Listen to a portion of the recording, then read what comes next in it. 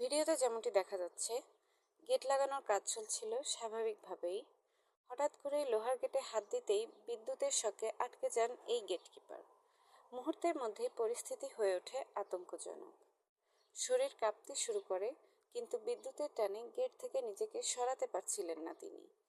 ঠিক তখনই পাশে থাকা সহকর্মী বুঝতে পারেন বড় বিপদ ঘটে গেছে। 1 সেকেন্ডও দেরি না করে দৌড়ে এসে সিনেমার দৃশ্যের মতো উড়ন্ত ডাবল ফুটেড কিকে বন্ধুকে সরিয়ে দেন বিদ্যুতের সংযোগ থেকে। আর সেই এক লাথি বাঁচিয়ে দেয় একটি জীবন।